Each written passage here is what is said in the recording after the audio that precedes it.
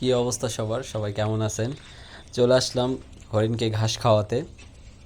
এই যে দেখতে পাচ্ছেন হরিণ, হরিণকে একটু ঘাস খাওয়ালাম। আচ্ছা, অনেক তো হলো হরিণকে ঘাস খাওয়ানো। তো চলুন এই হরিণগুলো নিয়ে কিছু তথ্য জেনে আসি। সত্যি কথা বলতে হরিণ একটা নাম। হরিণ হলো একটু শান্তির প্রতিচ্ছবি।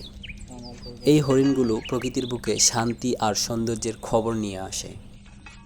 এই হরিণের চোখে যে সরলতার ভাব দেখতে পাচ্ছেন, তা মানুষ হারিয়ে ফেলেছে অনেক আগে। তাদেরও নির্দিষ্ট একটা বাড়ি রয়েছে, তাদের বাড়ি কিন্তু বনে জঙ্গলে। কিন্তু দেখুন নিয়তির কী নির্মমতা, তারা কিন্তু আজ পাঁজরের খাঁচায় বন্দী। আমরা তাদের দেখি, হাসি, কিন্তু তারা বুঝতেও পারে না যে কেন তাদের স্বাধীনতা কেড়ে নেওয়া হয়েছে।